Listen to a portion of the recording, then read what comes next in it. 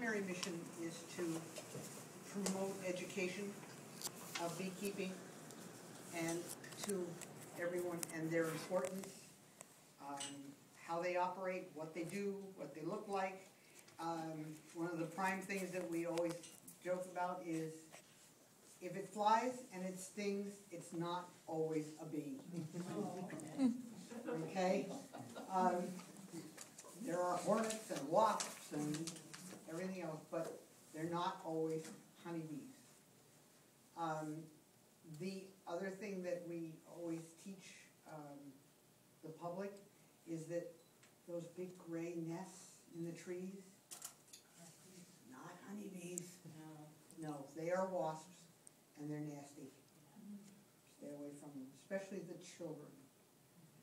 At the Marshfield Fair, we have a display of several of those paper hives, plus some wild hives and regular Langstroth hives, to show the public the difference between what is in the wild and what beekeepers have in those hives and how the bees operate. The bees are definitely a matriarchal society. The queen, of course, being the primary person. We always laugh at some of our observation hives. We mark the queen so the children can find them. And they always want to know, is that the way, last year they were green, how come they're red this year?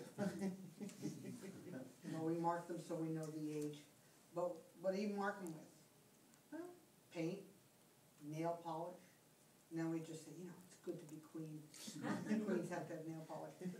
But she is much bigger, but there's only one. And what boggles the children's minds, of course, is that she's the only mommy in the hive. And there's 70,000 bees in a hive. The majority of them are female. They are the workers.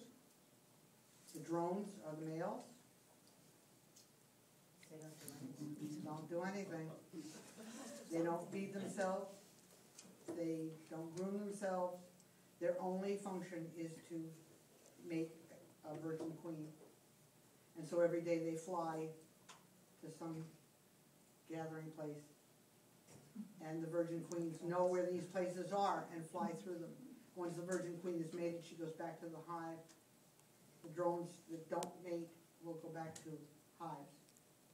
But in the fall, of course, the girls get even. You didn't do any work. You didn't produce any food. And you kick them out.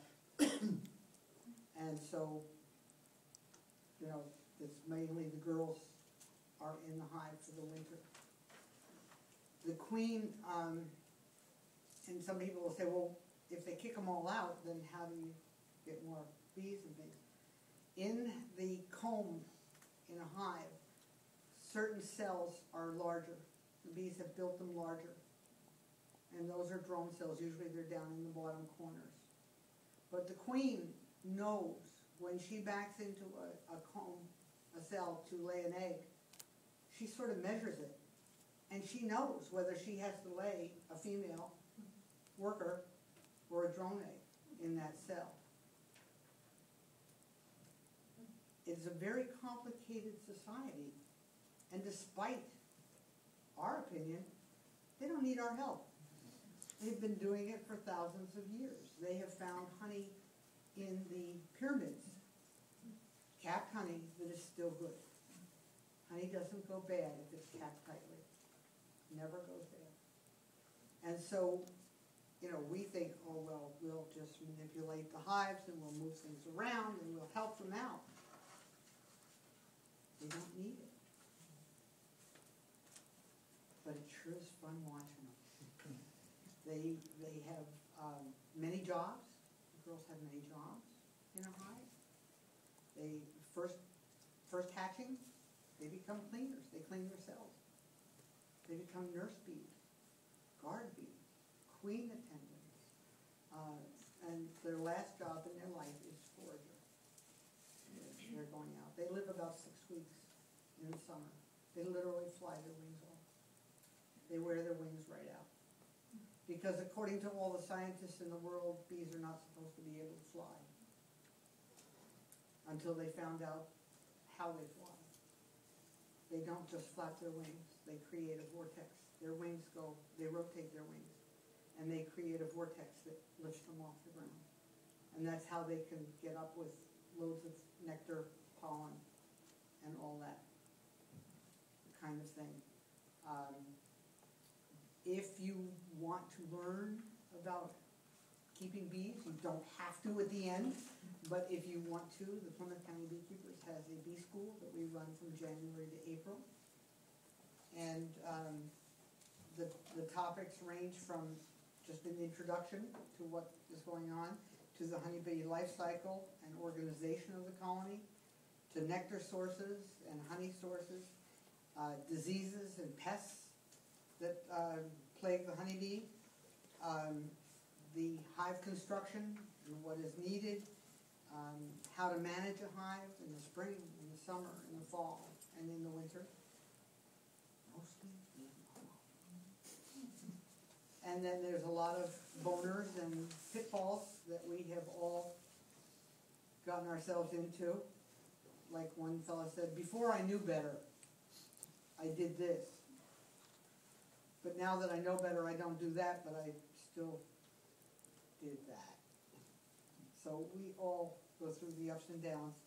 And we talk about honey, the harvesting and extracting of honey, and also how to install your bees into your hive and the sidelines of candle making and things, cooking with honey and all of that. So, Joe, you said you had some bee school Yeah.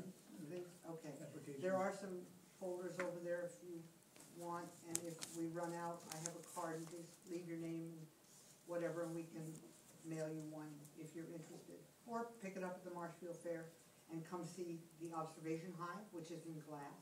It is a working hive. The bees are going in and out, and so you see them do their little dance to show the other bees where the nectar is and the pollen that they just brought in. You see them storing, you see them transferring, you see the queen laying.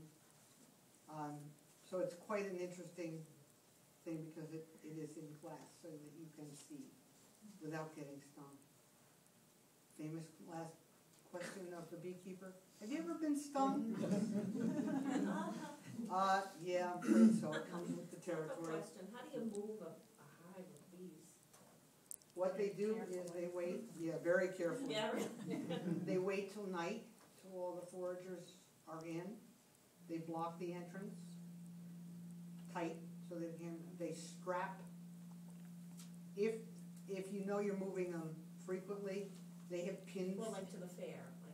Okay, what we do is we block the entrance, strap the parts together, move them at night, put them in where they're going to be, like in the screen house, unblock the entrance, and unstrap it so that we can take it apart. But that's how they're moved. And then to take them home, we would just reverse the project, wait till night till they're all in.